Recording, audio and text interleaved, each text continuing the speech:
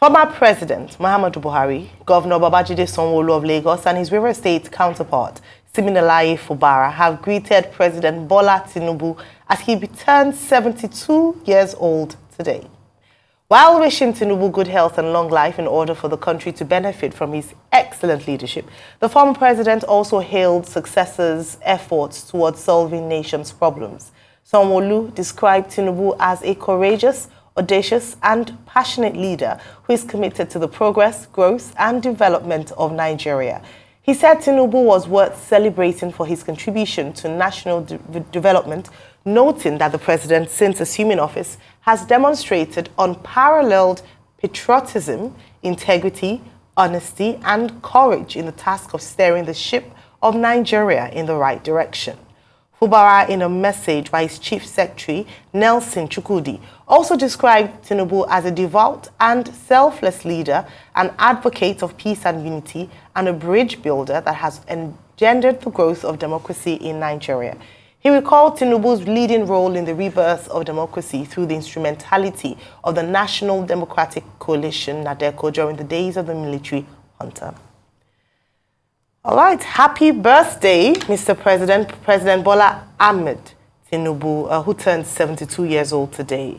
Dr. Obati, good to see you. Yes, it's the president's birthday. Welcome back. Thank you very much. And I hear there must be implications. Well, the president, I saw people ask for that. The president himself has said whatever implications that anybody may be interested in will be to donate to charity on his behalf in celebration of his birthday. And, the president has made it very clear that he's going to devote today to sober reflection, at a time when soldiers are being killed in Okwama, policemen were abducted in the Ohoro Forest, also in Delta State, and 6 other policemen were also killed. So, and it's also Good Friday, the day of the crucifixion of our Lord Jesus Christ. And my argument is that, yes, the president has made a good choice in the matter by saying that this is a day for reflection, not a day for flamboyance or exhibitionism. And I think that people should respect his wishes. Although I've seen one newspaper this morning, Leadership, where government Ekpomopolo, popularly known as Tompolo, the chairman of Tantita Security Services, are taking out a full page, front page, very expensive to place an advert on the front page of newspapers. I don't know whether Ekpomopolo is living in Nigeria and is not aware that the president specifically said that kind of money should be donated on his behalf to charity, to support, Nigerians that are vulnerable and poor, and the government is providing, palliatives for as a kind of support. However, other leaders, as you pointed out in the introduction, President Buhari, Siminalayi Fubara, the governor of River State, and also the governor of Lagos State, have issued statements through their special advisors of media or their chief press secretaries, to congratulate President Tinubu. And I think in those regards, they've not gone out of their way to disregard the president's preference in this matter. So we join, all the persons congratulating the president in, wishing him a very happy birthday, long life, and how do they say it? Greater prosperity. We can't be wishing him prosperity, greater prosperity, because he's already prosperous. And, the importance of it is that we find in the example of Bola Ahmed Tinubu, 16th president of Nigeria, commander-in-chief of the armed forces of Nigeria, minister of petroleum resources of Nigeria, the example of a man who sets his mind on a target and achieves it. He made it clear during the campaigns that his ambition was to be president of Nigeria and to make a contribution at the highest level. He has been governor of Lagos State 2 times, from 1999 to 2007. He's been senator in the Third Republic, 1992 to 1993. And he's been very active in politics. First as an military rule anti-dictatorship campaigner with his association with the National Democratic Coalition, which was a platform eventually that brought him into politics. And he started with the Alliance for Democracy.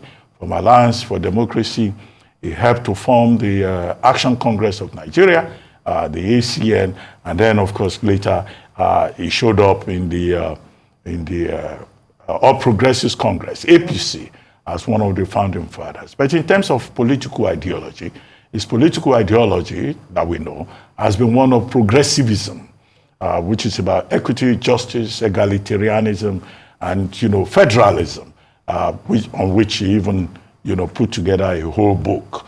We hope that some of those ideas are the ideas that will govern his period, his tenure as president. Now that he's president of Nigeria, he has continually reassured us that he will make that difference. After all, during the campaign, the slogan was that he did it in Lagos. He will do it also in Nigeria. There are many challenges that he's having to deal with, the economy, security challenges, and also, how to make Nigeria, greater for the average Nigerian. It's a lot of work, but he asked for it. And he says he's not making any apologies. He understands that the challenges are enormous. And so as he reflects today on the occasion of his 72nd birthday, these are some of the things he should reflect upon. And we hope that he will, after the birthday, even come back far more reinvigorated, that he has promised. Well, today is his birthday, so despite the many challenges, we'll focus on celebrating the president, Mr. President.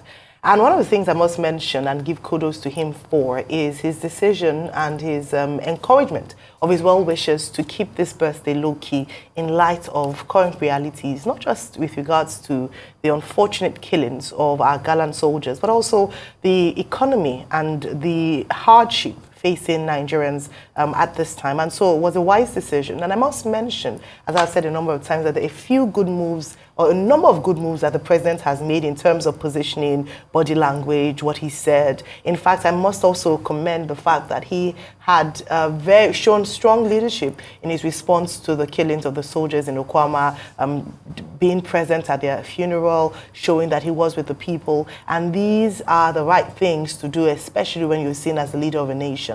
Now, at 72, like Dr. Bati had mentioned, he has a lot of things to celebrate.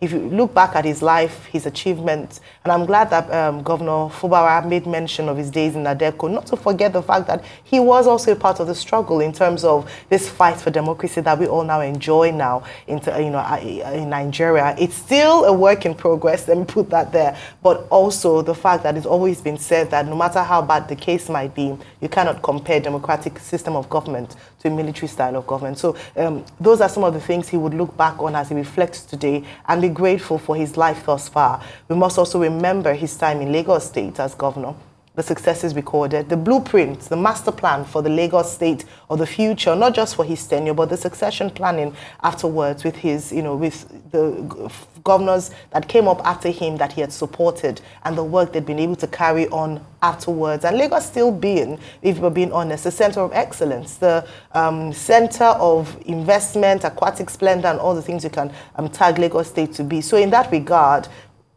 job well done as well in terms of that. So a number of things there, aside from, of course, he's admitted to the fact that the work that he's taking on as president currently is perhaps one of the toughest tasks, but he asked for it, he campaigned for it, he spoke for this, his supporters danced for this, they solicited the support and votes of Nigerians for this. So he must have been ready or recognize the enormity of the job that he's taking on and also taking on that responsibility.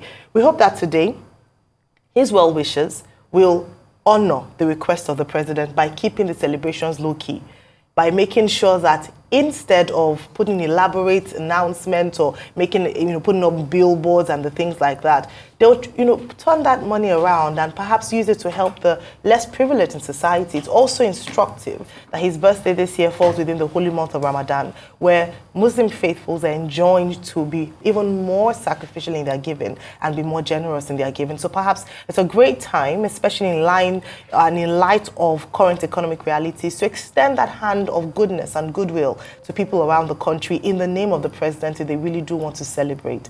But we say happy birthday, Mr. President. We hope that this next year would be a lot better than the last year, especially in terms of your time in office and the ability to manage what we currently have in terms of security, economy, and the other aspects of the nation. Move on to our next story this morning.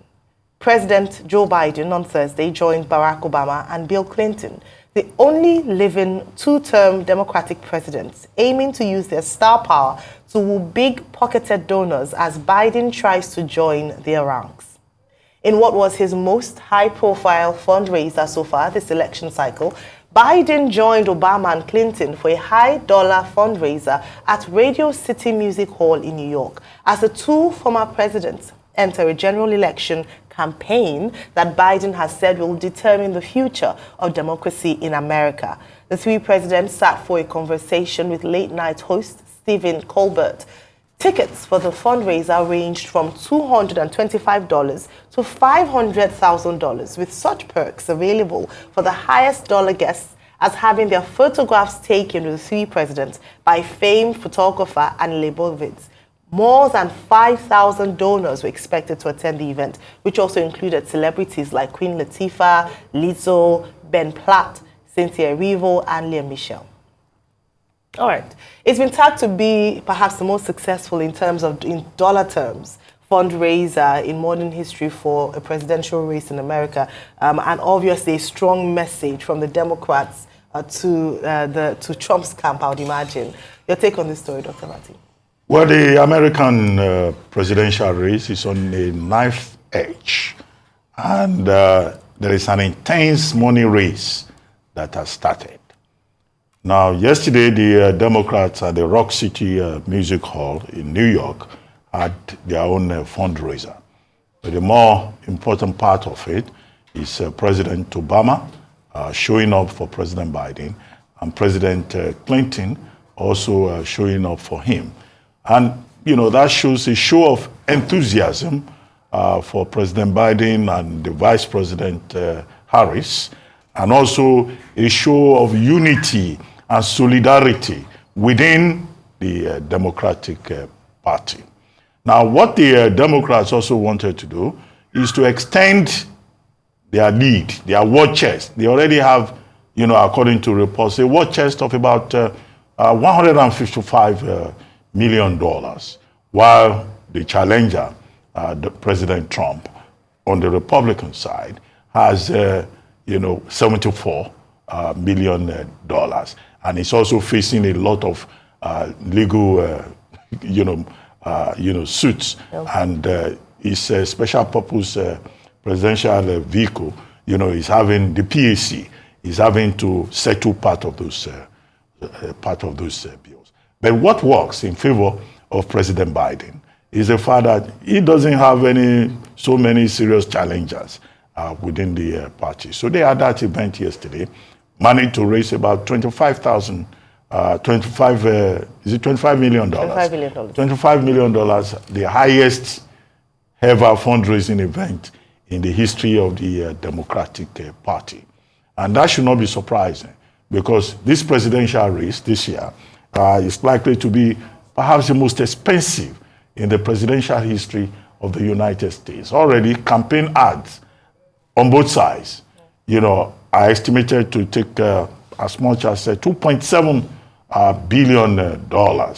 And so that's why I said earlier on that it's an intense money race. Of course, as expected, in that session with Stephen Colbert, President Obama and President Biden took time, to attack the challenger, President Trump, reminding everyone that, look, this is not the time to go back to the chaos of a man who doesn't believe in democracy, in their own estimation, pointing out that, look, what is at stake, as President Biden pointed out, is the future of democracy, which is a line that he has consistently, pushed forward. And then, of course, use the opportunity to talk about his achievements. But as the event went on, people paying between $25 to $500,000 for a private party that was later organized by the First Lady, Jill Biden, and also $100,000 just to take a picture with the three presidents. You know, the excited 5,000 Democrats in attendance kept shouting 4 more years. So it's not only in Nigeria that they shout 4 plus 4. Even in America, you know, the politicians, the party members also use that slogan. But 2 things about that event by the Democrats was that outside there was a protest by persons who were critical of you know, America's position in terms of the humanitarian crisis and the conflict going on in Gaza. And President Biden had been criticized, you know, by many groups on this account, but he tried to turn it around when, you know, he made a speech and talked about the 2-state solution. The other thing, of course, was that Trump and his camp in the RNC, the Republican National Congress, also, you know, were not excited, naturally, about the event. Trump had complained about some deranged Hollywood liberals going to New York. He had complained about President Biden refusing to attend the wake-keep for a New York policeman who had died, and he thought, you know, on a day when he should be attending a wake-keep in honor of a policeman who fell in the course of duty. He was busy, you know, staging a show with Hollywood liberals. And then, of course, his own supporters say that they have an event next week in Miami Beach, in Florida. They're going to have their own fundraiser. And they are hoping that the Republican Party, now that they are united, now that, you know, Trump is the presumptive candidate, will be able to raise as much as $33 million, more than, you know, the Democrats, and that, you know, that way they too will close the gap in terms of funding. So you see that it's an intense money race. It's going to be a very expensive election, and what I find instructive about it, however, is that unlike the kind of thing that we see here, when the campaign proper starts, as it has, well, let's say it has started, you know, it will not be about the money. It will be about the issues. What will X or Y do about immigration, or about the economy, about Obamacare, that's the affordable health care, about reproductive health freedoms, abortion and all that, which the Supreme Court, the U.S. Supreme Court looked at recently. And even as the Americans are having, you know, their fundraisers on both sides, there are lessons we can learn from there, because we will not know the exact amount of money that is raised until both parties make their filings in terms of funds that they have raised. In Nigeria, the election finished since 2023. Our political parties have refused to follow the guideline, the regulation, the law requiring them to report how much money they raise to INEC, so that there will be transparency and accountability in terms of campaign financing. And we may as well focus on that. The second thing is that election, that American election, is going, as I said, be focused on the issues. Here in Nigeria, we just chase shadows. And sometimes you even get the impression that the candidates don't even know what they want to do for Nigerians. After all, some of the political parties, even till the last minute, were still promising they will come up with a manifesto. If I ask you what is the manifesto of some of those political parties that participated in the 2023 elections, you won't know. Or you will say, well, all of them were saying exactly the same thing. That's not the case in the United States or elsewhere. Well, absolutely true. And that's what makes the United States elections very vibrant, exciting, because the conversations are more about the issues as opposed to mudslinging. In fact, during yesterday's fundraiser, the 3 iconic presidents, if I could put it that way, made an effort not to mention Trump in their speaking, even though they criticized a number of things and said that a vote for him would be tantamount to voting for the destruction of the United States of America. However, in terms of mentioning his name, they avoided it. And that's the quality of conversations and campaign we see on the other side of the divide, where it's not about, oh, this person did this, or mocking and mentioning names, but actually facing the real issues. And the real issues they did face during that panel conversation with Stephen Colbert. Aside from the record making, the fundraiser, the amount of money raised, and the strong messaging in terms of the signaling of the support that the Democratic Party enjoys, as opposed to what Trump is currently grappling with regards to funding, then it almost seems as if that loyalty that a number of people have questioned following some of the decisions by Biden and issues around even his age at some point is not yet impacting into the support base, especially financial-wise. But this is not who, because if you recall in 2016, Hillary Clinton, when she was running against Trump, had raised $526 million, while Trump raised $182 million. However, in terms of advertising spend, he was clever in terms of being able to leverage free media through his, through X now, which he isn't on anymore. He's now done his Truth.